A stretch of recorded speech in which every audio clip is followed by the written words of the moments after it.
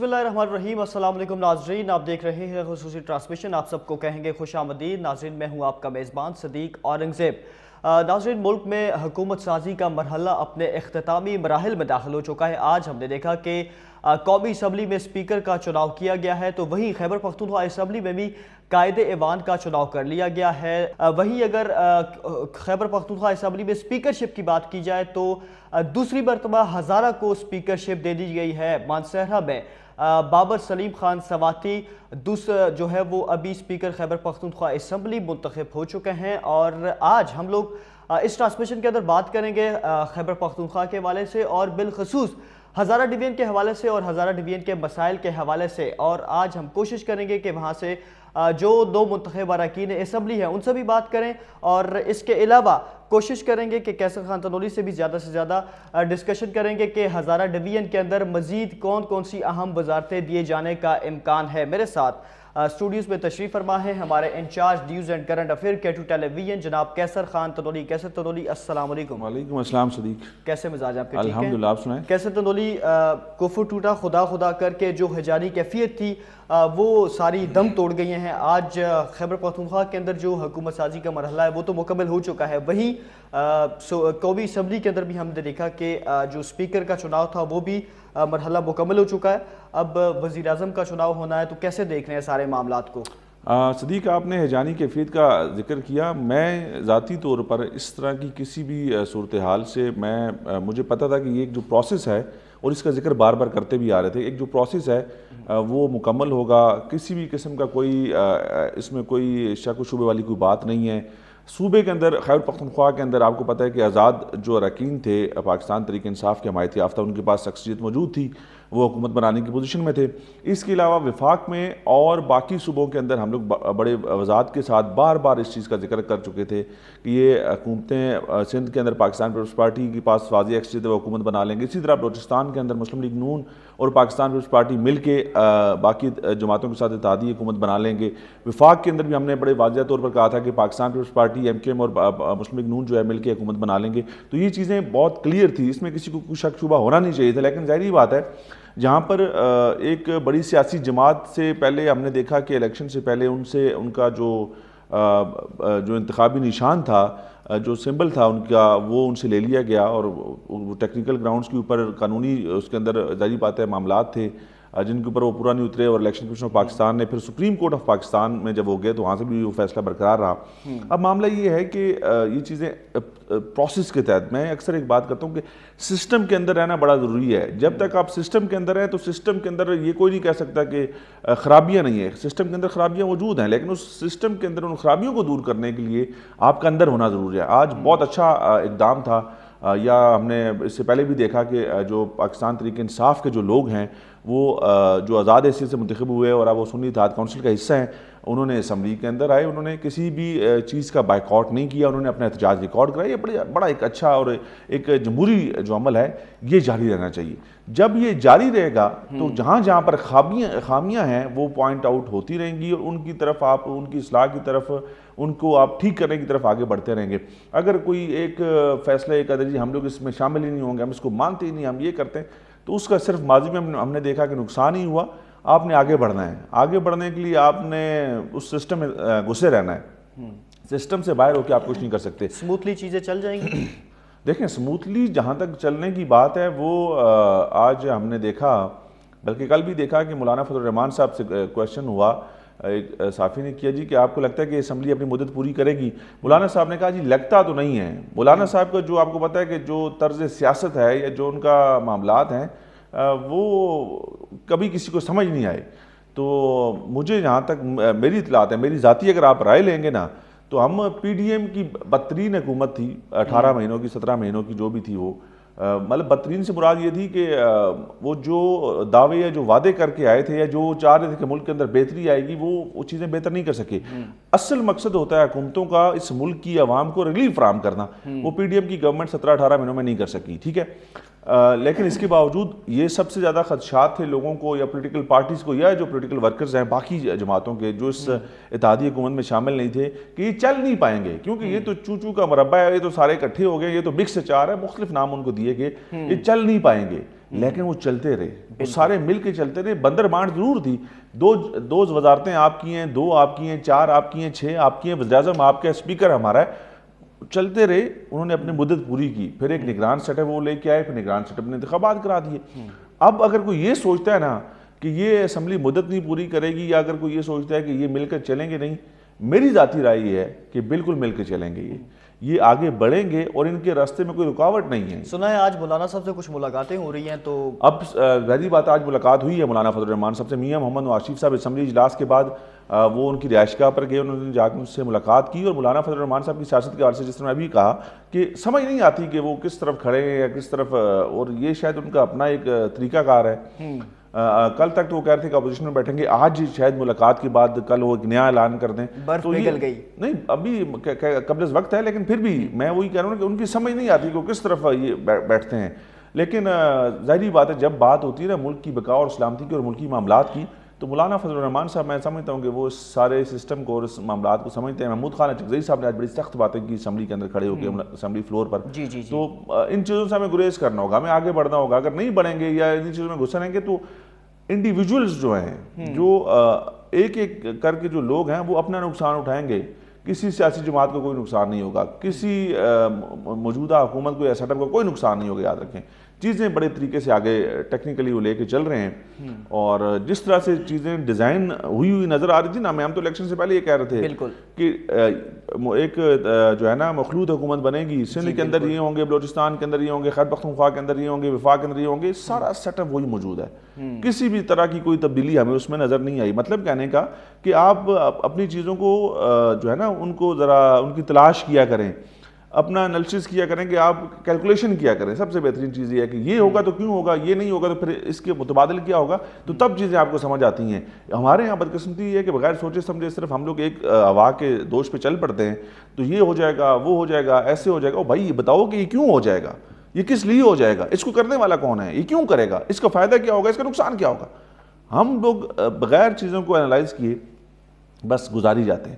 تو ہم اللہ کا شکر ہے کہ چیزوں کو سمجھتے ہیں اور چیزوں کو جو ان کی حقیقت ہے, جو اس کی اصل روح ہے, اس کے مطابق آگے دیکھ رہے ہیں. میری ذاتی رائے ہے کہ یہ حکومت اپنی ٹائم کو پورا کرے گی, اسمبلی بھی مدت پورے کرے گی, کچھ بھی نہیں ہوتا ہے اس کو. آپ کی ذاتی رائے, ذاتی ترجیح, مولانا صاحب اپوزیشن یا مولانا صاحب کے بارے میں ابھی بتا چکا نا کہ وہ ان کی سمجھ نہیں آتی, لیکن وہ جہاں پر ملک اور ملک کی بقا اور سلامتی کی ذکر ہوگا یا بات ہوگی تو وہ اتنے سخت نہیں ہیں. وہ اگر پاکستان تحریک انصاف کے وفد کے ساتھ ملاقات کر سکتے ہیں, جنہوں نے ان کے بارے میں پچھلے 5 7 8 سال میں کیا کچھ نہیں کہا, میرے جیسا بھی کوئی بندہ ہوتا نا تو شاید دوبارہ ان کی شکل تک نہ دیکھتا, لیکن پھر وہ انہوں نے بٹھا لیا, تو یہ ان کا بڑا پن ہے, یہ ان کا بڑا ظرف ہے.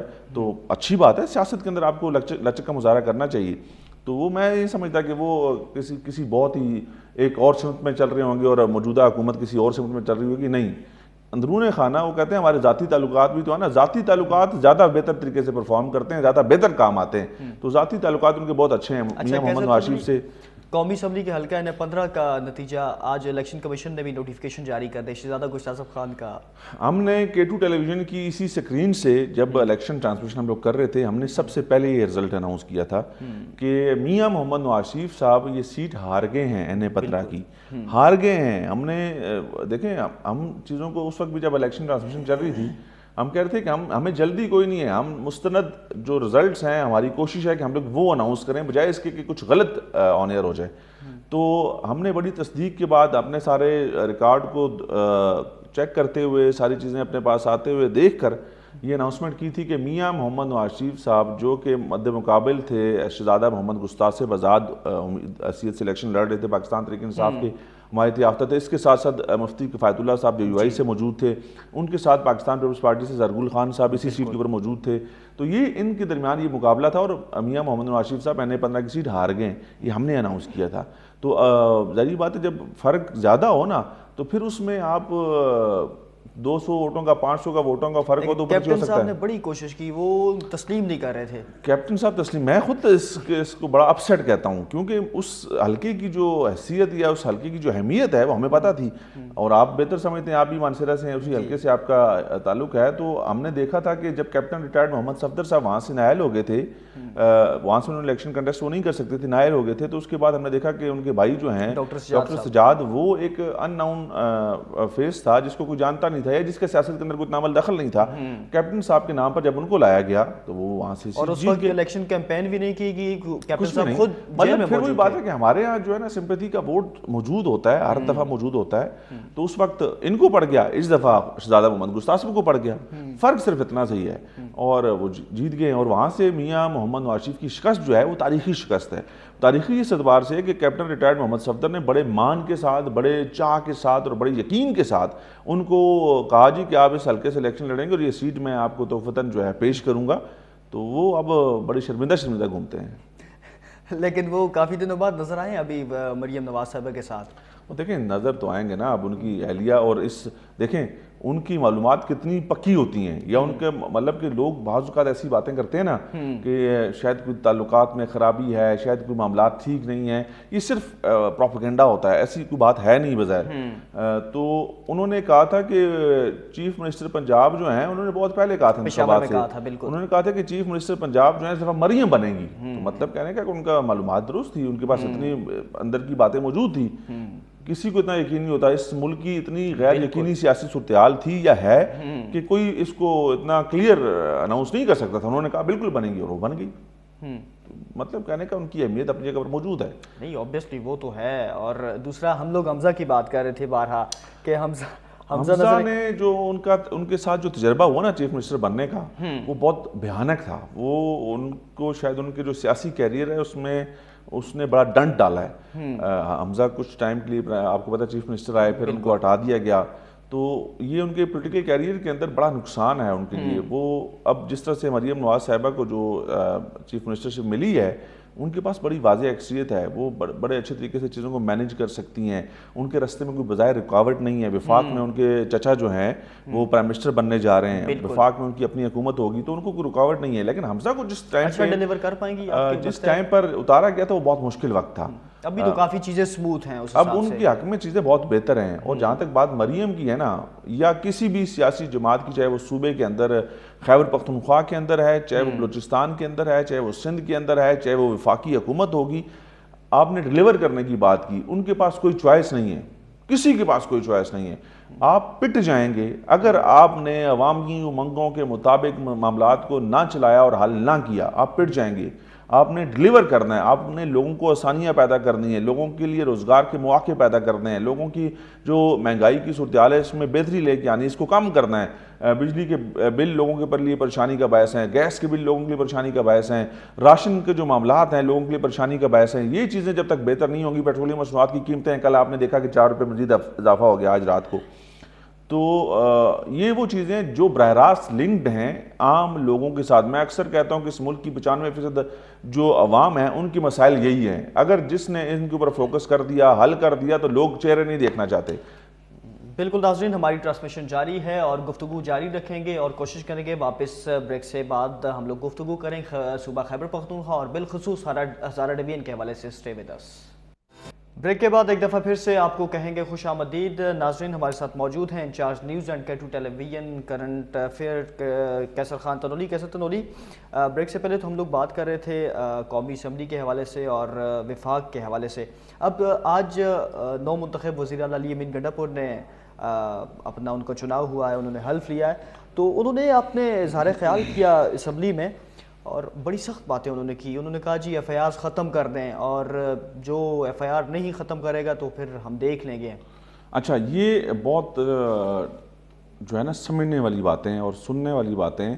ہم نے جو 3.5 یا 4 سال حکومت دیکھی وفاق کے اندر پاکستان تحریک انصاف کی, اس کے اندر ہم نے ایسے بہت سارے جذباتی بیانات اور بہت ساری ایسی باتیں ہمیں سننے کو شک بھی ملی کہ ہم یہ کر دیں گے. اور اس وقت بانی چیئرمین نے بھی بہت سخت زبان کا استعمال کیا اپنی اپوزیشن کے خلاف, اور ہم نے دیکھا کہ ان کے لیے حالات اس وقت ان کے لیے مشکل تھے.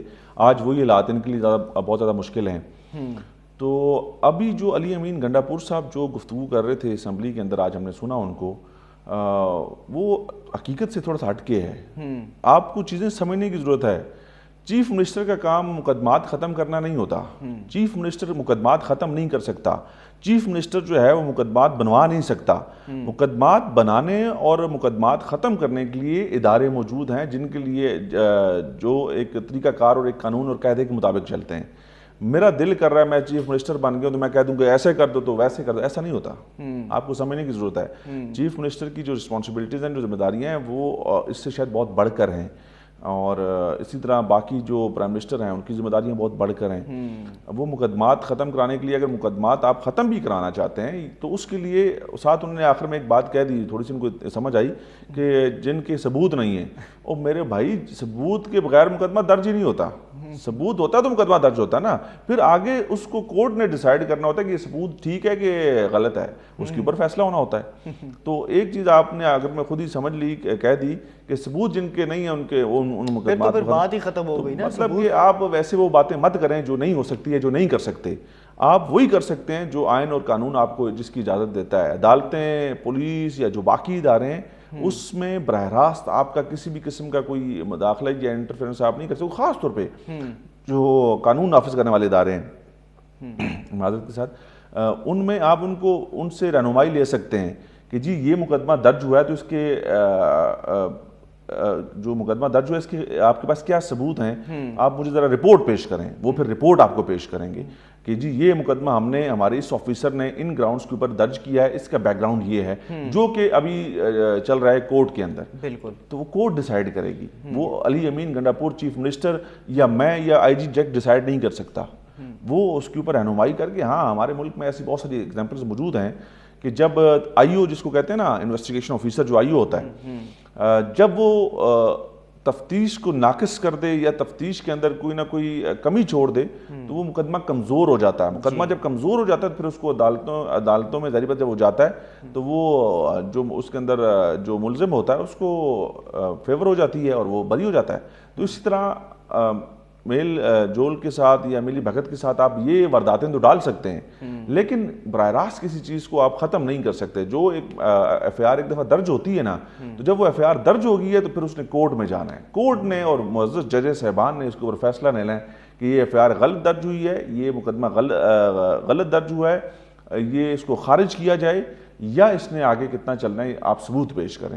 تو یہ ایسے ہوتا ہے. آپ کی نظر میں جوش میں آ کے انہوں نے سیاسی بیان تو دے دیا، لیکن ہم نے اکثر یہ بات کی ہے سوشل میڈیا کے حوالے سے، فیک نیوز کے حوالے سے بارہا ہم لوگ نے بات کی. جس طرح کا آج انہوں نے بیان دیا، چونکہ وہ اب چیف منسٹر ہیں تو ظاہر سی بات ہے لوگ ان کو دیکھتے ہیں، اور جس طرح سوشل میڈیا پہ ہم ابھی سے دیکھ رہے ہیں کہ ان کی جو تقریر کے وہ چنکس لگا کے اپلوڈ کیا ہے. دیکھیں وہ ظاہری بات ہے، ایک ایسی جماعت کے ساتھ وابستہ ہیں اور ایک ایسی جماعت کے چیف منسٹر بنے ہیں جو پچھلے کافی عرصے سے آپ لوگ دیکھ رہے ہیں کہ جن کے اوپر مختلف مقدمات ہیں، جو بڑے سخت ٹرائل کا سامنا کر رہے ہیں. تو ظاہری بات ہے انہوں نے اپنے لوگوں کو کوئی نہ کوئی تو جو ہے آسرا یا تسلی تو دینی ہے کہ میں کیا کروں گا، میں کیا کر سکتا ہوں. لیکن وہ جو آسرا اور جو تسلی دے رہے ہیں وہ کر نہیں سکتے ہیں، یہ ان کا اختیار نہیں ہے.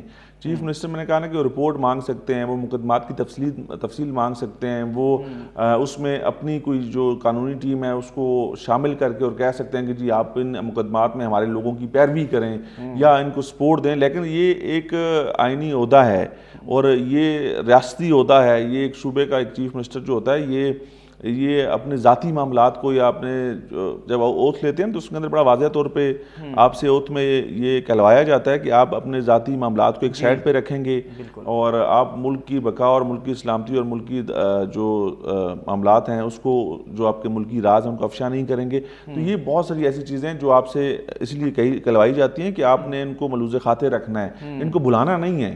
تو وہ کہتے ہیں. ایک اور بات کی کہہ سکتے ہو، بڑی انٹرسٹنگ سی بات کی، انہوں نے کہا میں اصلاح کا موقع دے رہا ہوں، اور ساتھ انہوں نے کہا کہ اگر اصلاح کے لیے جو تیار نہیں ہے وہ سزا کے لیے تیار ہو جائے. دیکھیں ایک چیز اور بتاتا ہوں،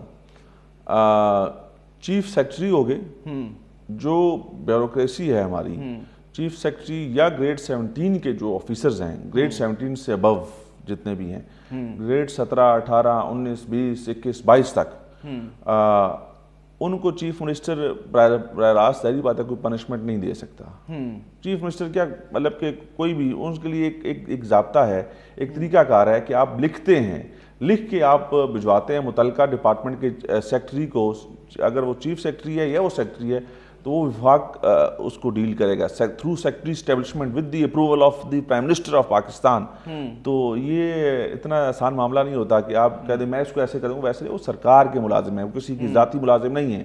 تو سرکار جس طرح ان کو ٹریٹ کرے گی, یا سرکار جس طرح سے ان کی پوسٹنگ ٹرانسفر یا ان کو احکامات جاری کرے گی, وہ ویسے چلیں گے. اور پھر ایک دفعہ بتا دوں کہ گریڈ 17 سے گریڈ 22 تک کے جو افسران ہیں ان کو سیکٹری اسٹیبلشمنٹ کے تھرو جو ہے ان کی پوسٹنگ ٹرانسفر یا ان کے معاملات کو ڈیل کیا جاتا ہے.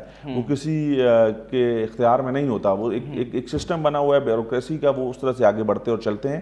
یہ کسی کے اختیار میں نہیں. حکومت سازی سے پہلے آئی جی صاحب کو یہ بارہا کہتے آپ اپنی حدود میں رہو, بہت کراس کر رہے ہو. میں وہی تو کہہ رہا ہوں کہ آئی جی ایک جو ہے وہ ایک پروونس کا آئی جی ہے, اور وہ آئی جی جو ہے ظاہری بات ہے کہ گریڈ 21 یا 22 کا افسر ہے, تو وہ ڈائریکٹ رپورٹ کرتے ہیں ادھر سے سیکٹری انٹیریئر کو. سیکٹری انٹیریئر جو ہے وہ ظاہری بات ہے کہ انٹیریئر منسٹری کے انڈر ہے, اور انٹیریئر منسٹری ظاہری بات ہے کہ وہ پرائم منسٹر کے انڈر ہے. اور اگر آپ پرائم منسٹر کی بات کریں تو پھر معاملہ ختم ہو جائے گا. پھر بات یہ کہ اگر ڈائریکٹ ہم لوگ بیوروکریسی کو دیکھیں تو سیکٹری انٹیریئر بھی جو ہے ان کی پوسٹنگ ٹرانسفر بھی جو ہے وہ سیکٹری اسٹیبلشمنٹ کریں گے.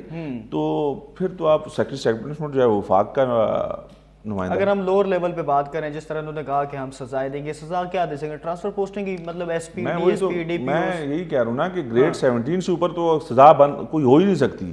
جو اس سے نیچے کے انسپیکٹر گریڈ 16 میں انسپیکٹر ہے, گریڈ 14 میں سب انسپیکٹر ہے, گریڈ 12 میں اسسٹنٹ سب انسپیکٹر ہے, تو ان کی جو سزا اور جزا ہے وہ ان کے افسران طے کریں گے, نہ کہ کوئی اور منتخب نمائندہ طے کرے گا. یہ نہیں ہو سکتا. یہ تو مطلب کہ ایک سسٹم ہے نا, سرکاری اداروں کا سسٹم ہے. یہ کسی نے یہاں آپ کوئی قانون سازی کر دیں, کوئی ایسی قانون سازی کر دیں کہ آپ پوسٹنگ ٹرانسفرز یا آپ سزا جزا کا عمل کہیں جی کہ پارلیمنٹ ڈیسائیڈ کرے گی, اور منتخب جو ایم پی ایز اور ایم این ایز ہوں گے یا جو منتخب چیف منسٹر ہوں گے وہ کریں گے, تو پھر وہ ایک الگ معاملہ ہے. لیکن یہ ایسے ہو نہیں سکتا. اچھا, ساتھ انہوں نے بانی پی ٹی آئی کا کہا جی اوپن ٹرائل ہونا چاہیے, صاف اور شفاف. یہ ان کا مطالبہ ہے, یہ ان کا مطالبہ, اور مطالبہ ہر کوئی کر سکتا ہے. آج بھی ہم نے دیکھا, کل بھی ہم نے دیکھا کہ اسمبلی کے اندر, اسمبلی فلور پہ ان کے حق میں نعرہ بازی ہوئی. کل ہم نے دیکھا کہ ان کے ماسک پہن کے گئے. یہ ان کا رائٹ ہے. جمہوریت جو ہے نا, یہ آپ کو اس چیز کی اجازت دیتی ہے, آپ سب کچھ کر سکتے ہیں, لیکن کوئی غیر قانونی اقدام نہیں کر سکتے. کوئی ایسا اقدام جس کو آئین اور قانون جس کی اجازت نہیں دیتا تو آپ نہیں کر سکتے. اگر کریں گے تو آپ بھگتیں گے. ابھی جو ہم لوگ جو سائفر کا معاملہ دیکھ رہے ہیں وہ کیا ہے؟ وہ غیر قانونی اقدام تھا, اس کے اوپر مقدمہ چل رہا ہے. ہم جو 9 مئی کے واقعات میں جو مقدمات درج ہوئے ہیں, ہم لوگ کیوں دیکھ رہے ہیں کہ غلط اقدام ہو گیا؟ بے شک وہ ایک سیاسی جماعت کی نمائندگی تھی اور وہ اپنا حق استعمال کرنے کے لیے, لیکن غلط اقدام ہو گیا نا, حملہ ہو گیا, سرکاری املاک کو نقصان پہنچا دیا, تو اب وہ مقدمات درج ہو گئے, تو آپ اس کو بھگت رہے ہیں. اسی طرح اب ایک چیز اور بتاؤں کہ ابھی اس کے اوپر ڈسکشن جاری ہے, اور آج بھی ہم نے دیکھا کہ جو ترجمان دفتر خارجہ ہیں انہوں نے کہا جی کہ جو خط لکھنے کا معاملہ ای ایم ایف کو وہ وزیراعظم آفس دیکھ رہا ہے, دفتر خارجہ کا اس سے کوئی تعلق نہیں ہے فی الحال. وزیراعظم آفس کو دیکھنے سے کیا مراد ہے کہ وزیراعظم آفس جو ہے اس کی چھان بین کرے گا اور وہ دیکھے گا کہ یہ کس حد تک جو ہے اس میں لیگل. میری ذاتی جو کچھ لوگوں سے میری بات ہوئی جو قانون دان ہیں, اس میں بھی آپ کو پتہ ہے کہ دوبارہ ایک دفعہ پھر کچھ مقدمات درج ہو سکتے ہیں. یہ آج نوٹ کر لیں اور ریکارڈ کر لیں کہ جس نے یہ خط لکھا, کیونکہ بانی چیئرمین صاحب تو جو ہیں وہ تو جیل میں ہیں, انہوں نے یہ بھی کہا کہ میں تو خط لکھ ہی نہیں سکتا. وہ اپنے آپ کو بچانے کے لیے بھی ہر وقت تیار ہوتے ہیں کہ خط تو میں لکھ نہیں سکتا, ہاں ڈکٹیٹ میں نے کروایا. تو ڈکٹیٹ کر کے جس نے خط لکھا اور خط میں جن کے سگنیچرز ہیں اور خط جہاں سے گیا اس ساروں کے اوپر مقدمہ درج ہو سکتا ہے. مطلب کہ آپ نے ریاست کے خلاف ایک دفعہ پھر جو ہے اپنے ذاتی مفادات کے لیے ایک تحریر لکھ کر ایک ایسے ادارے کو بھجوا دی جو کہ براہ راست پاکستان کے معاشی معاملات کے ساتھ ڈیل کر رہا ہے. تو یہ بھی اس کے اوپر اور ایسے ٹائم پیریڈ کے اندر جہاں ملک کی معاشی صورتحال بڑی ٹائم پیریڈ جو بھی ہو, ایک میں نے کہا نا کہ ایک کام غلط ہوتا ہے اور ایک صحیح ہوتا ہے. آپ نے غلط بے شک آپ نے صحیح کرنے کے لیے آپ کی خواہش یہ ہے کہ وہ کام ٹھیک ہو جائے, آپ یہ چاہتے ہیں کہ وہ کام ٹھیک ہو جائے, لیکن اس کا طریقہ کار آپ نے غلط اپنا دیا تو قانوناً وہ غلط ہو گیا. جب وہ قانوناً غلط ہو گیا تو پھر قانون حرکت میں آ جاتا ہے, پھر سزا ہوتی ہے, گرفتاری ہوتی ہے, مقدمات ہوتے ہیں. تو کچھ اور مزید اگلے دنوں میں یہ بتا رہا ہوں آپ کو کہ یہ معاملہ اتنا ہلکا نہیں ہے. اگر تو آئی ایم ایف کا, ویسے تو آئی ایم ایف ترجمان نے اس کے اوپر کہا کہ ہمیں یہ ان معاملات سے, حکومتوں سے یا ریگنگ سے ہمارا کوئی معاملہ نہیں ہے, ہمارا کام اور ہے, ہم اور طریقے سے ڈیل کر رہے ہیں اور نئی منتخب حکومت کے ساتھ ہم لوگ اپنے معاملات کو آگے بڑھائیں گے جو ہمارا طریقہ کار ہے. لیکن اس کے باوجود اگر وہ کچھ ہوتا ہے یا نہیں ہوتا, یہ الگ ایک میٹر ہے کہ قانونی خلاف ورزی ہوئی کہ نہیں, ریاست کے خلاف غلط چیز گئی کہ نہیں, یہ ایک اور معاملہ ہے. اس کے اوپر قانونی جو ماہرین ہیں وہ میری اطلاعات کے مطابق وہ اس کے اوپر اس معاملے کو دیکھ رہے ہیں, اور آنے والے وقت میں یہ بھی ایک مقدمے کی شکل میں سامنے آئے گا جس نے اس خط کو تحریر کیا اور جس نے اس کے اوپر سائن کیا. اچھا کیسے تو نہیں, ہزارہ کی طرف ذرا آتے ہیں. دوسری مرتبہ ہم نے دیکھا کہ گزشتہ دور کے اندر بھی ایبٹ آباد سے مشتاق غنی صاحب اسپیکر کیبی اسمبلی رہے, اور اس مرتبہ بھی اسپیکرشپ کا اعزاز منصیرہ کو دیا گیا ہزارہ میں. میں نے لاسٹ پروگرام کے اندر آپ کو کہا تھا کہ 3 پوزیشنز ہیں جو ہمیں نظر آ رہی ہیں کہ اس دفعہ ملنے والی ہیں. 3 وزارتیں, ایک ہری پور سے ترین فیملی کو, اور ایک ایبٹ آباد سے مشتاق احمد غنی صاحب کو سینئر صوبائی وزیر بھی لگائیں گے, یہ اطلاعات ہیں ہمارے پاس. اور دوسری بات یہ کہ مانسیرہ سے ہم نے کہا تھا کہ ایک صوبائی وزیر یا ایک اسپیکرشپ کا جو معاملہ ہے وہ ہمارے سامنے آ سکتا ہے. ڈپٹی اسپیکر کا اس وقت یہ سننے میں آ رہا تھا, انکار کیا تھا. جی بالکل. جی, تو یہ ہزارہ کے لیے خاص طور پہ اعزاز کی بات ہے کہ خیبر پختونخوا اسمبلی میں 2018 سے ابھی تک جو ہے ہم نے دیکھا کہ وہ مشتاق احمد غنی صاحب اسپیکر تھے, اب بابر سلیم سواتی صاحب اسپیکر آ گئے ہیں. لیکن معاملہ وہاں پر آ کے رکتا ہے کہ ہزارہ کے لوگوں نے اس دفعہ ان کے اوپر ایک اعتماد پہلے بھی کیا تھا, لیکن اس دفعہ زیادہ اعتماد کیا. جو حالات اس دفعہ تھے وہ ہماری رائے میں یا باقی لوگوں کی نظر میں شاید ایسا تھا کہ یہ بالکل پسے ہوئے ہیں, یہ پٹ گئے ہیں اور ان کو شاید ووٹ نہیں پڑے گا اور یہ لوگ نہیں جیت پائیں گے. لیکن اس کے برخلاف, اس کے برعکس جو ہے ہم نے نتائج دیکھے, تو اس کا مطلب یہ ہے کہ ہزارہ کے ان لوگوں نے ان کے اوپر بہت ٹرسٹ کیا ہے. تو ہزارہ کے لوگوں کے مسائل حل کرنا ان کی اولین ترجیح ہونی چاہیے, چاہے وہ اسپیکر بابر سلیم سواتی صاحب ہیں خیبر پختونخوا اسمبلی کے, چاہے وہ مشتاق احمد غنی صاحب ہیں. اور پھر ایک دفعہ میں ذکر کروں گا کہ ترین خاندان جو ہے اکبر ایوب صاحب, یوسف ایوب صاحب, عمر ایوب صاحب, یہ انہوں نے اپنے پچھلے دور کے اندر ہری پور کے اندر بہت کام کروائے ہیں. ٹھیک ہے, تو اب ان سے لوگوں کی توقعات زیادہ بڑھ گئی ہیں. اب زیادہ بہتر کام کر کے دکھائیں اور جو مسائل ان لوگوں کے ہیں ان کو حل کرنے کے لیے اپنا دن رات ایک کر دیں. پھر یہ بات دہراؤں گا کہ صرف اور صرف کام کے اور صرف لوگوں کے مسائل حل کرنے کے علاوہ اس دفعہ کوئی اور راستہ نہیں ہے کہ آپ کو لوگ یا آپ کا بیانیہ بک جائے گا. اگر مسلم لیگ نون کو یا باقی جماعتوں کو اس دفعہ مار پڑ گئی ہے تو وہ کیوں پڑ گئی ہے کہ لوگ بیانیے سننے کو تیار نہیں ہیں. آپ کہیں گے میں یہ کر دوں گا, میں وہ کر دوں گا. لوگ چاہ رہے ہیں کہ کچھ ہمیں ہمارے مسائل کی طرف آئیں, ان کو حل کرنے کے لیے پلان دیں اور ہمیں حل کر کے دیں. باتیں بہت ہو گئی ہیں. جی ناظرین, ہماری گفتگو جاری رہے گی, لیکن یہاں پر وقت ہو جاتا ہے ایک مختصر سے وقفے کا.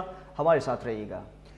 بریک کے بعد ایک دفعہ پھر سے آپ کو کہیں گے خوش آمدید. ناظرین, بریک سے پہلے ہم لوگ بات کر رہے تھے ہزارہ ڈویژن کے حوالے سے, اور کیسر تنولی ہم وزارتوں کے حوالے سے بات کر رہے تھے. تو منصیرہ کے اندر ایک تو اسپیکرشپ کا عہدہ دے دیا گیا, دوسرا آپ سمجھتے ہیں کہ زاہد چنزیب صاحب کوششوں میں لگے ہیں؟ دیکھیں, میری کیونکہ ہمیں کچھ رابطوں کے حوالے سے معلومات ملی ہیں, علی امین گنڈاپور صاحب سے بیک ڈور جو رابطے ہیں, بہت سے لوگ ظاہری باتیں کرتے ہیں کہ شاید ہماری کہیں دال گل جائے گی, لیکن زاہد چنزیب ایک اچھا فیس ہے, وہ کچھ کرنا چاہتا ہے.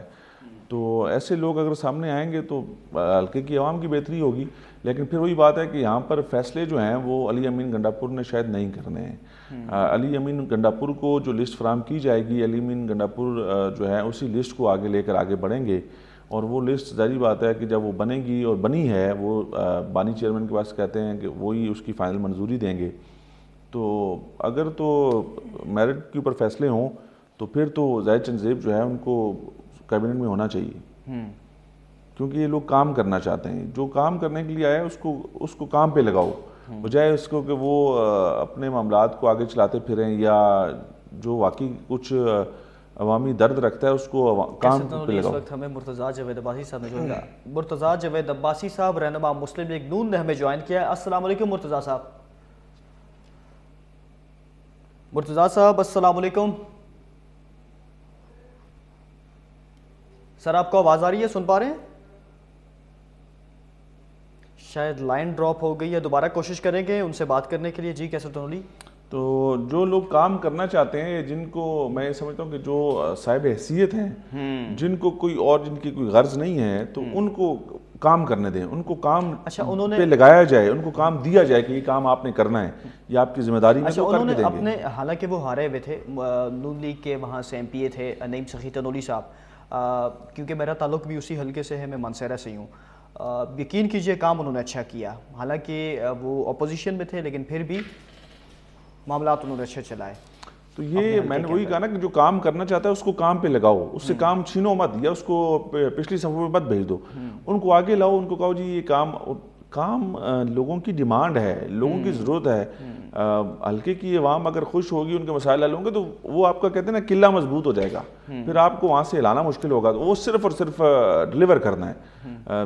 شخصیت جو ہے یا جو آپ ذاتی پسند ناپسند ہے، وہ بار بار والا وہ چکر نہیں ہے، اگر آپ نے بار بار آنا ہے تو پھر آپ نے وہاں پر کچھ کر دکھانا ہے، بغیر کچھ کیے اگر آپ یہ سمجھیں گے کہ آپ کو لوگ منتخب کریں گے، ایسا نہیں ہوتا۔ بڑے بڑے نام ہم نے جو ہے نا وہ ڈوبتے ہوئے دیکھے ہیں ان انتخابات کے اندر، جو شاید یہ سمجھتے تھے کہ شاید ہم کچھ نہیں بھی کریں گے تو پھر بھی ہمارا معاملات چلتے رہیں گے، ایسا نہیں ہے۔ عوام میں اتنا تو کم سے کم اب ہے کہ وہ اچھے برے میں تفریق کر سکیں، تقسیم کر سکیں۔ اچھا، الیکشن کے دوران کیپٹن صاحب نے بہت بڑے وعدے کیے پکھل کے حوالے سے، کیونکہ پکھل کی بہت زیادہ آبادی ہے اور حلقہ این-15 اور صوبائی اسمبلی کے 3 حلقے این-15 میں آ رہے ہیں، تو پکھل میں گیس کے حوالے سے کافی ٹائم سے وعدے کیے جا رہے ہیں لیکن وہ گیس ابھی تک نہیں ملی۔ یار گیس کا جہاں تک منصوبہ، میں ابھی چاہ رہا تھا کہ اگر مرتضیٰ جاوید عباسی صاحب آ جاتے لائن پہ تو بڑا اچھا ہو جاتا۔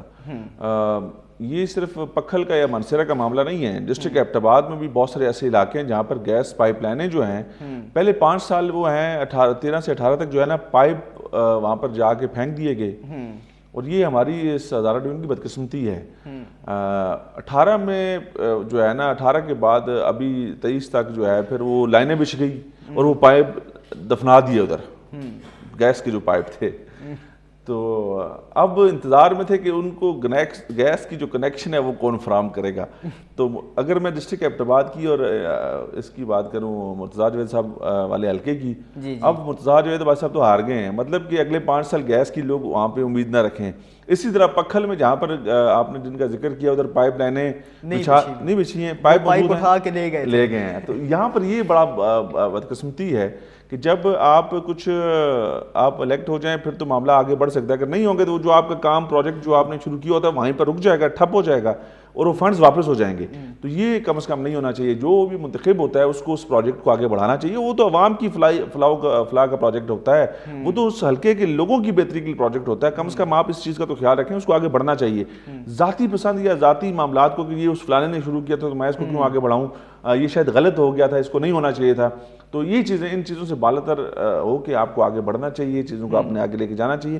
لیکن میں نے آپ سے کہا نا کہ ایبٹ آباد کے حلقے کے اندر بھی جو ہے جہاں سے مرتضیٰ جاوید عباسی صاحب جو ہے نا ممبر قومی اسمبلی منتخب ہوتے رہے، ادھر 13 سے 18 تک جو ہم نے دیکھا کہ پائپ لا کے رکھ دیے گئے اور لوگ توقع کر رہے تھے کہ لائنیں بچھیں گی اور یہ پھر ان پائپوں کے اندر ہمیں گیس جو ہے نا دوڑتی ہوئی نظر آئے گی، لیکن ایسا نہیں ہوا۔ پھر 18 میں ہم نے دیکھا کہ پائپ جو ہیں وہ دفنا دیے، مطلب دفنان سے مراد کی پائپ لائن بچھ گئی، تو اب لوگ توقع کر رہے تھے کہ جلدی ہمیں شاید گیس میسر آ جائے گی اور یہاں پہ گیس کا یہ جو منصوبہ ہے یہ کامیاب ہو جائے گا، لیکن اب پھر لوگ کہتے ہیں کہ پتہ نہیں کیا ہوگا، تو ایسا نہیں ہونا چاہیے۔ ایبٹ آباد میں تو دونوں M L As P T I سے، تو ان کا تو پھر یہی نعرہ ہے کہ ہم تو اپوزیشن میں بیٹھے ہیں، لیکن یہ کام ہو سکتا ہے اگر کوئی دیکھیں، اپوزیشن یا حکومت کا معاملہ نہیں ہوتا، ایک ممبر قومی اسمبلی یا ایک ممبر صوبائی اسمبلی جو ہے اگر وہ واقعی سنجیدہ ہے کام کروانے کے لیے تو اس کو چینلز پتہ ہوتے ہیں کہ میں نے کہاں کو اپروچ کرنا ہے، میں نے کس سے کہنا ہے اور میں نے کس کی سپورٹ لے کے اپنے حلقے اپنے کانسٹیٹوئنسی کے مسائل کو حل کرنا ہے، یہ اس کو پتا ہوتا ہے۔ لیکن بات یہ کہ آپ سنجیدہ کتنے ہیں اور آپ کے اندر اہلیت کتنی ہے کہ آپ واقعی کام کرنا چاہتے ہیں یا آپ کچھ ڈلیور کرنا چاہتے ہیں۔ یہ بہانے ہوتے ہیں کہ جی حکومت صوبے میں نہیں ہے تو وفاق میں نہیں ہے تو ایسا نہیں ہے تو ایسا نہیں ہے، جو میں نے ایسے بہت سے لوگوں کو دیکھا ہے جو آزاد حیثیت سے جیتتے ہیں لیکن کسی جماعت کو جوائن بھی نہیں کرتے لیکن وہ پھر بھی کام کروا دیتے ہیں۔ کیوں؟ کہ وہ ان کو پتہ ہے کہ میں صرف جس عوامی مینڈیٹ سے آیا ہوں یا جن لوگوں کی میں نمائندگی کرنی ہے ان کے معاملات کو حل کرنے کے لیے مجھے کسی کے پاس بھی جانا تو میں جاؤں گا، میں جا کے ان مسائل کو اٹھاؤں گا اور میں وہاں سے فنڈ لا کے ادھر خرچ کروں گا، تو ایسے کرتے رہیں لوگ۔ کیسے تو صحت کے مسائل کے حوالے سے ایبٹ آباد میں موجود ایشیا کا دوسرا سب سے بڑا hospital Ayub medical complex Abbott آباد बदकिस्मती के साथ वो एशिया का दूसरा सबसे बड़ा अस्पताल तो बराए नाम कहलाता है, लेकिन वहाँ पे सहूलियात बारहा हम लोगों ने इसके ऊपर प्रोग्राम्स भी किए। और मुश्ताक गनी साहब को इस मरतबा जब हमने लाइव लिया पिछले प्रोग्राम में, तो उन्होंने कहा मैं वादा करता हूँ इस मरतबा मैं तकदीर बदलूंगा, ये अल्फाज उनके थे। अल्लाह कर रहे थे कि हम तो उनकी बातों में यकीन करते हैं ना, हम भी और अवाम भी यकीन करते हैं, तभी उनको मुंतखब करते हैं कि यार ये हमारे नुमाइंदे, हम इनको मुंतखब करते हैं और ये असम्बलियों में जाते हैं, हमारे लिए आवाज़ बुलंद करेंगे, तो बिल्कुल यकीन करते हैं। चलें तकदीर बदल दें, सूबे के अंदर हुकूमत भी है और इस शहर को, डिस्ट्रिक्ट एबटाबाद को, इसके जिसका आपने जिक्र किया यूब मेडिकल कॉम्प्लेक्स एबटाबाद जो है, जो एशिया का आपने कहा कि दूसरा बड़ा हॉस्पिटल है, मुझे नहीं लगता कि ये एशिया का दूसरा बड़ा हॉस्पिटल है। उसके जो हालात हैं, जो सूरत हाल है वो हमारे सामने है, वहाँ पर तो नागुफ्ताबे है सूरत हाल। बिल्कुल। लेकिन मामला ये है कि मसाइल बहुत हैं। ज़िला मानसरा के अंदर 80% आबादी जो है, ज़िला मानसरा के अंदर 80% जो आबादी है वो मुज़र सेहत पानी पी रही है, मुज़र सेहत पानी पी रही है। हमने बड़े मनसूबे देखे जी, ग्रेविटी फ्लो स्कीम आ रही है, उससे पानी के मसाइल हल हो जाएंगे, ऐसा नहीं है। तो पानी आपको पता है कि जितनी बीमारियाँ, हेपेटाइटिस, जितने मामलात, मनसरा का ये बहुत बड़ा मसला है। ये जिस जानिब आपने तवज्जो मबजूल करवाई, ये बहुत बड़ा मसला है। हमने देखा कि एक कुटके के मुकाम पर डैम का काम शुरू है, लेकिन वो मुकम्मल नहीं हो सका पिछली हुकूमत के अंदर। देखें, बहुत सारे डैम बनाने की बात सूबाई हुकूमत ने की थी पिछले अदवार में, लेकिन मैं इधर मामला डैमों का नहीं है, यहाँ पर मामला संजीदगी का है। अगर हमारे MPs और MNAs साहबान अपने असल चीज़ों को समझना और उसकी अहमियत को समझना, और मैंने फिर वही कहा ना कि राइट चैनल का इस्तेमाल करना है कि आपने यहाँ पर बदकिस्मती पता क्या है, हम लोग जीत भी जाते हैं, हम लोग अफसर बन भी जाते हैं, लेकिन हमें ये नहीं पता होता कि हमने अब अफसरी करनी कैसे है, या हमने अपनी नुमाइंदगी करनी कैसी है। हमें चीज़ों की समझ नहीं होती। अगर आपको चीज़ों की समझ से मुराद ये है कि जो काम मेरे ज़िम्मे लगाया गया ना, मैंने उसको हल कैसे करना है, या उसका जो सही रास्ते हैं वो मुझे अगर पता होंगे, तो तभी मैं उन पे चल के अपनी पोजीशन को जस्टिफाई कर सकूंगा ना। जब हमें वो रास्ते नहीं पता कि हमने उन पे कैसे चलना है या उनसे कैसे जाके वहाँ से अपने हक को लेके आना है, तो फिर वो अपने वक्त पूरा करते हैं और चले जाते हैं। कैसे तो नहीं, अपने बात के लोग काफ़ी नाला नजर आए। हज़ारा मोटरवे की इंटरचेंज नहीं दी गई। अगर हम हवेलिया से जाएँ तो हवेलियाँ भी बहुत दूर पड़ता है एबटाबाद की आवाम के लिए, देखें। और इसी तरह कलंदराबाद इंटरचेंज, वो भी मतलब एबटाबाद से हट के जहाँ से मनसरा का आगाज़ होता है वहाँ पे कलंदराबाद इंटरचेंज दे दी गई है। तो इस मरतबा समझते हैं कि एबटाबाद के इंटरचेंज नहीं, एबटाबाद के इंटरचेंज के ऊपर काम शुरू हो गया है। वो तो तनावल इंटरचेंज जो है उसके ऊपर काम शुरू है, उसका टेंडर भी हो गया है, उसके ऊपर तो मामला चल पड़ेंगे। तो हमने बहुत इसके ऊपर आवाज़ उठाई है। बिल्कुल, हमने बारहा इसके ऊपर कई प्रोग्राम्स किए हैं कि अब अगर हम लोग हज़ारा मोटरवे पे सफ़र करते हैं, तो आपने ठीक कहा कि हम लोग अगर हवेलियाँ उतरते हैं तो हवेलियाँ से फिर हम लोग जाके वो स्लट के मकाम पर फंस जाते हैं, ट्रैफिक जैम होती है, बुरे हालात होते हैं, वही जो हम लोग टाइम पीछे से बचा के आए होते हैं वो वहाँ पर 40-45 मिनट खर्च हो जाते हैं। बिल्कुल। तो इसके ऊपर हमने बहुत सारे प्रोग्राम्स किए। अगर हम लोग वहाँ से हवेलियाँ से नहीं उतरते तो फिर हम लोग जाके जो है कलंदराबाद उतरते हैं, कलंदराबाद से फिर हमें वापस आना पड़ता है एबटाबाद के लिए, फिर वहाँ पर ट्रैफिक जैम का सामना करना पड़ता है। मतलब वो जो सलाड और कलंदराबाद का डिस्टेंस है वो एक जैसा ही है दोनों तरफ का। बिल्कुल। तो ये बहुत बड़ी डिमांड थी लोगों की, बहुत बड़ा एक मसला था जिसका हल बड़ा ज़रूरी था, और हमने इसके ऊपर मुर्तज़ा जावेद अब्बासी साहब से मैंने इसके ऊपर की दफ़ा बात की, उन्होंने कहा जी बिल्कुल हम इसके ऊपर काम कर रहे हैं, और वो काम मेरे ख्याल है वो कर गए हैं। उसका टेंडर भी हो गया है और उसके ऊपर काम शुरू है। अब आपको इंटरचेंज मिल रहा है, तनावल इंटरचेंज जो है, जो लोअर तनावल पे आपको मिलेगा, ये बिल्कुल शिमला पहाड़ी के मकाम पर है। अच्छा। मतलब सेंटर में है, तब टनल के आसपास पत्थर के नाम मकाम पर ये जो है ना, ये इसका जो है वो इंटरचेंज बनेगा दोपत्थर के नाम पे। हाँ, तो ये शिमला पहाड़ी से ये बिल्कुल आपको शहर के बीच में मिलेगा। अच्छा, सेंटर पॉइंट होगा। Centre point. अच्छा, कैसे आपने मुर्तज़ा जावेद अब्बासी साहब का जिक्र कर दिया, तो उन्होंने एक और मनसूबा भी हज़ारा इलेक्ट्रिक सप्लाई कंपनी का वो कहते हैं कि मैंने करवाया। ये बहुत बड़ा जुल्म हो गया यार। हज़ारा इलेक्ट्रिक सप्लाई कंपनी जो है ना, वो हज़ारा के लोगों की बहुत अरसे से डिमांड थी, और उसमें शायद मैं ये समझता हूँ कि मुर्तज़ा जावेद अब्बासी साहब या हमारे सियासतदानों का इतना रोल हो या ना हो, लेकिन जमील तनोली साहब का बड़ा रोल है उसमें। उन्होंने दिन रात मेहनत की। वो यूनियन प्रेसिडेंट हैं और वो बड़े उसके ऊपर अंत तक उनकी मेहनत थी, और मुसलसल अभी भी वो लगे हुए हैं। जाहिर बात है कि हज़ारा डिवीजन जो है वो आपको पता है कि वहाँ से रिकवरी 100% है। और कैसे तनोली कता कलामी के लिए माजरत इस वक्त। नाज़रीन, यहाँ पे वक्त हो जाता है एक मुख्तसर से वक्फे का, हमारे साथ रहिएगा। بریک کے بعد ایک دفعہ پھر سے آپ کو کہیں گے خوش آمدید ناظرین. بریک سے پہلے ہم لوگ بات کر رہے تھے ہزارہ الیکٹرک سپلائی کمپنی کے حوالے سے. کیسر تنولی ہیسکو کے حوالے سے آپ لوگ بات کر رہے تھے. میں تنولی صاحب کا ان کی کوششیں اور کاوشوں کے بارے میں ذکر کرتا. ہزارہ ڈوین کے اندر آپ کو پتا ہے کہ ریکوری 100% تھی, ٹھیک ہے, اور یہ ڈیمانڈ بہت عرصے سے تھی اور اس کے اوپر وہ مسلسل کام کر رہے تھے. اور ظاہری بات ہے ممبران اسمبلی سے مسلسل رابطہ, وزراء سے رابطہ, اور اس کے اوپر ایک لمبی ان کی انت تک جو محنت تھی وہ جاری ابھی بھی. پھر یہ ہم نے دیکھا کہ Hazara electric supply company P D M government میں اس کی منظوری ہو گئی اور ابھی اس کے اوپر بھرتیوں کا سلسلہ جاری ہے. لیکن ایک ظلم عظیم ہو گیا اور پشاور نے جو ہے اس کے اوپر وہ ظلم کے جو ہے نا پہاڑ گرائے جب انہوں نے دیکھا کہ ایک ایسا ریجن, ایسا جو ڈویژن ہے جہاں سے ریکوری 100% ہے اور باقی جو جہاں کے لائن لاسز ہوتے ہیں, جو بھی وہاں کے جو ریکوریز ہوتی ہیں, وہ تو ظاہری بات ہے لوگ بجلی کے بل نہیں دیتے. خیر پختونخوا میں بہت سے ایسے علاقے ہیں جہاں سے بجلی کی آپ بلوں کی ریکوری نہیں ہوتی, بجلی چوری ہوتی ہے. ہزارہ میں نہ چوری ہے اور نہ وہاں پر کوئی اور رکاوٹ ہے, 100% ریکوری تھی. تو انہوں نے کہا جی کہ ہمارا تو جو ہے نا یہ باقی صوبہ جو ہے وہ بیٹھ جائے گا, وہ تو ہم لوگ چلاتے ہیں ان کے سر کے اوپر ہیں. تو انہوں نے کہا جی نہیں, اس کو روکا جائے. اس کورٹ چلے گئے پشاور. پھر پشاور کورٹ نے ظاہری بات ہے ہائی کورٹ نے ان کی یہ بڑی ایک بے بنیاد سی ایک وجہ تھی کہ آپ کہہ رہے ہیں کہ جی باقی ریکوری نہیں ہوتی تو جو ریکوری کرتے ہیں ان کے ساتھ ظلم کر دو, ان کو آپ ان کے حق سے محروم کر دو. وہ فیصلہ واپس ہو گیا, منظوری ہو گئی, ابھی اس کے اوپر بھرتیاں کا عمل جاری ہے. لیکن ایک اور ظلم کر دیا پھر انہوں نے, جو کمپنی بنی نہیں اس کمپنی کے اوپر 80 ارب روپیہ آپ نے ڈال دیا جو لاسز کی مد میں کہ یہ آپ پہلے ادا کریں گے. او بھائی, جہاں سے ریکوری 100% تھی وہ کیسے 80 ارب سے زائد کے جو آپ کو ادائیگی کر دیں جو ابھی کمپنی بنی نہیں, جو چلی نہیں انڈیپینڈنٹلی. تو مطلب کہ یہ معاملہ ابھی پھر کورٹ میں ہے کہ بھائی ہم نے تو ریکوری ہمیشہ 100% دی ہے, تو 80 ارب روپیہ کہاں سے ہم لوگ دیں گے؟ جب کمپنی بنے گی چلے گی تو پھر اگلے معاملات بنیں گے نا. تو وہ روکنے کے لیے مسلسل جو ہے اس کے اندر رکاوٹیں ڈالی جا رہی ہیں کہ یہ کمپنی کامیاب نہ ہو سکے. حالانکہ اس کے اندر کوئی اور مسئلہ نہیں ہے. ہمارے سیاستدان اس پہ اپنا کردار تو ادا کر سکتے ہیں. سیاستدان تو ظاہری بات ہے مشورے دینے والے ہیں نا, کہ اب ہم ایک صوبے کے اندر تقسیم دیکھتے ہیں کہ وہ اس طرف کے لوگوں کو ایکسیپٹ کوئی نہیں کرتے, جو باشعور بھی ہیں, جو پڑھے لکھے بھی ہیں, جو سسٹم کو چلانا بھی جانتے ہیں, جو سسٹم کے اندر موجود بھی ہیں, وہ یہ کہتے ہیں کہ یار یہ ہم لوگ تو انہیں کے سر پہ چلتے ہیں, تو جب یہ ہم سے الگ سسٹم کر دیں گے تو ہم لوگ کدھر جائیں گے؟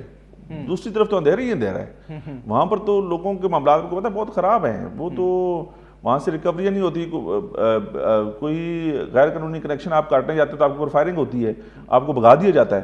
تو ادھر تو معاملات اور طرح کے ہمارا. کیسر تنولی, ہم لوگ ہزارہ ڈویژن کے اندر بالخصوص تمام ڈپارٹمنٹس کی بات کریں, چاہے گلیار ڈیولپمنٹ اتھارٹی کی بات کریں, ہم کاغان ڈیولپمنٹ اتھارٹی کی بات کریں, ہزارہ والوں کو ہمیشہ سے یہ شکوہ رہتا ہے کہ جو بھرتیاں کی جاتی ہیں, چاہے وہ کلاس 4 کی ہوں, چاہے وہ گریڈ 17 یہ ایک پلاننگ کے تحت ہوتا ہے نا. میں اس چیز کو سمجھ گیا آپ کے کوشچن کو. یہ ہزارہ یونیورسٹی کے اندر بھی ہم نے دیکھا, یہ ہر محکمے کے اندر, کیونکہ پوسٹنگ ٹرانسفرز اور جو بھرتی کا جو عمل ہے ظاہری بات ہے وہ صوبائی دارالحکومت سے ہوتا ہے.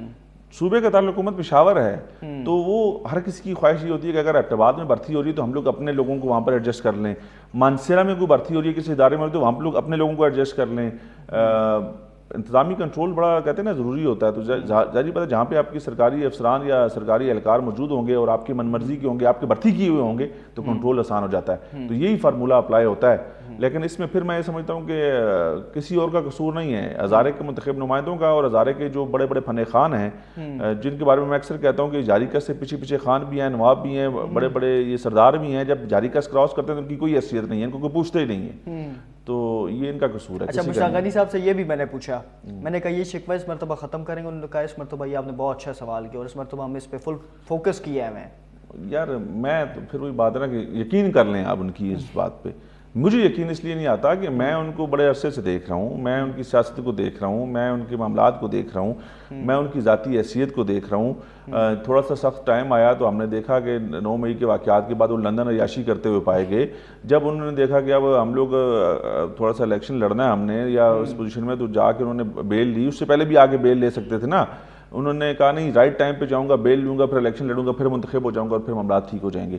تو یہ کرنا کرانے میں کچھ نہیں ہے, یہ بس اپنے معاملات کے لیے چل رہے ہیں اپنی. کیسر تنولی, آپ نے جس طرح ذکر کیا کہ جو ہمارے بڑے بڑے خان, بڑے بڑے نواب جاری گز سے نیچے ہو جاتے ہیں, سردار جاری گز سے نیچے ہو جاتے ہیں, ان کی معاملات ختم ہو جاتے ہیں, ان کے مقابلے ختم کر دی. ہم ہری پور کا اگر ذکر کریں, یہاں پر ہری پور کے اندر معاملات جس طرح ہم ایبٹ آباد کی بات کریں, مانسہرہ کی بات کریں, چاہے بٹگرام یا کوہستان تک چلے جائیں, جو معاملات ہم ان اضلاع میں دیکھتے ہیں وہ ہری پور میں ہمیں دیکھنے کو نہیں ملتے، وہ مسائل کی بات کریں بالخصوص نہیں دیکھنے کو ملتے، یہ کیا وجہ ہے؟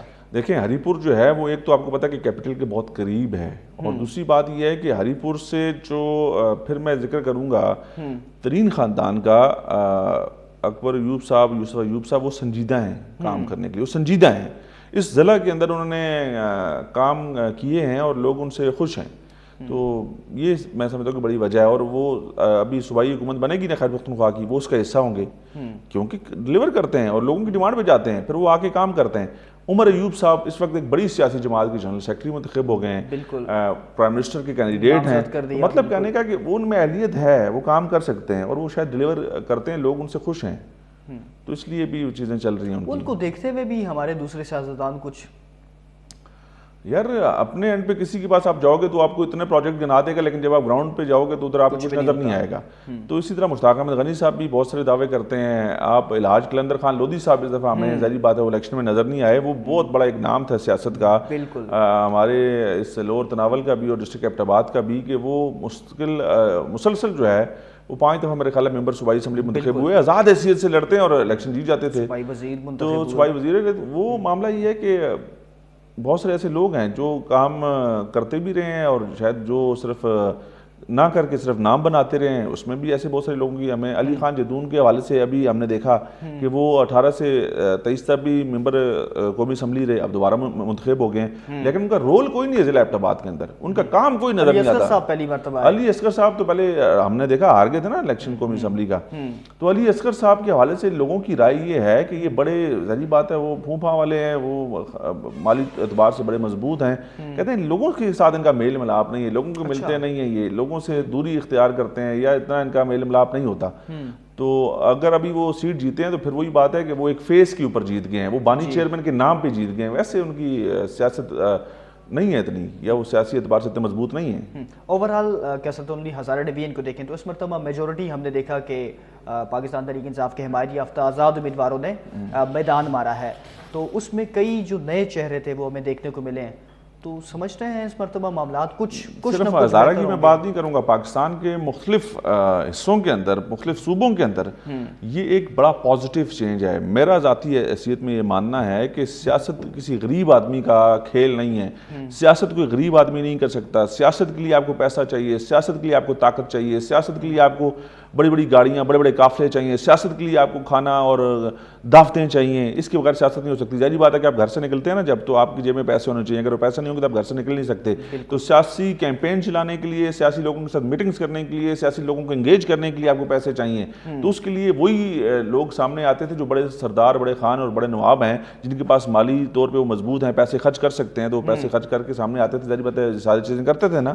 تو اس دفعہ تھوڑا سا ہمیں، اس دفعہ بھی اور پچھلی دفعہ بھی، یہ میں اس کو 100% کریڈٹ دوں گا پاکستان تحریک انصاف کو کہ انہوں نے کچھ نئے چہرے لائے جن کا سیاسی قد کاٹ نہیں تھا، جن کا خاندان سیاسی اعتبار سے اتنا بڑا نہیں تھا اور جو شاید مالی اعتبار سے اتنے مضبوط نہیں تھے، لیکن وہ اسمبلی میں پہنچ گئے، قومی میں بھی اور صوبائی میں بھی۔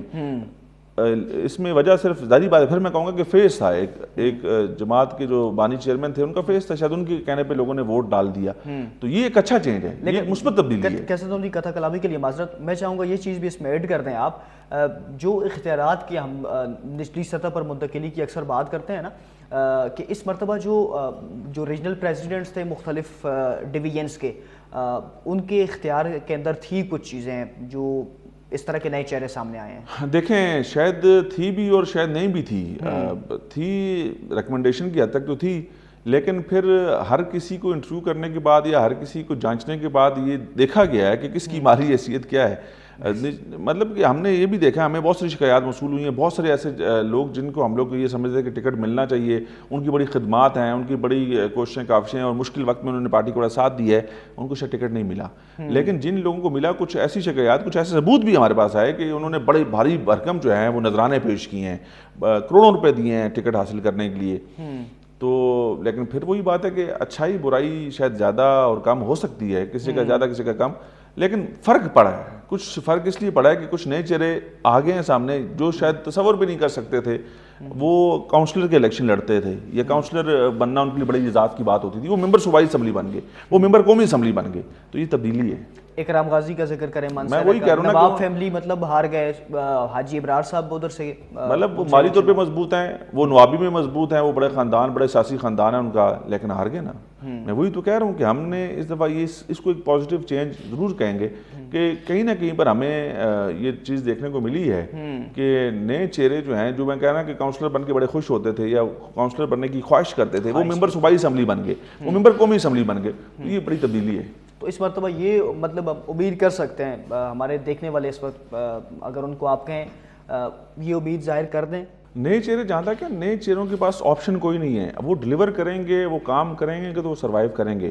اگر وہ کام نہ کر سکے یا وہ صرف اسی میں رہے کہ ہم لوگ ممبر صوبائی اسمبلی بن گئے ہیں، ہم لوگ اب جو ہے نا حکومت میں ہیں اور ہم لوگ یہ کر دیں گے وہ کر دیں گے، ڈلیور کرنا سب سے زیادہ ضروری ہے. نئے چہرے تبھی رکیں گے، تبھی وہ بڑے چہرے بنیں گے اور مستقل چہرے بنیں گے جب وہ کچھ کر کے دکھائیں گے اپنے حلقے کے لوگوں کے لیے. ادروائز لوگ بھول جاتے ہیں، دیر نہیں لگاتے بھولنے میں. اچھا، گنڈا پور کے حوالے سے آخر میں علی امین گنڈا پور بہتر طریقے سے چلا لیں گے؟ مجھے نہیں لگتا کہ وہ معاملات بہتر طریقے سے چلائیں گے. مجھے نہیں لگتا کہ وہ لمبا عرصہ سی ایم خیبر پختونخوا رہیں گے. ان کے اوپر 9 مئی کے مقدمات ہیں، اور اگر کوئی یہ سوچتا ہے کہ شاید مقدمات حکومتیں بنانے سے ختم ہو جائیں گے، ایسا نہیں ہوگا. آگے اور اس میں شدت آنے والی ہے، چیزیں مزید سختی کی طرف جانے والی ہیں.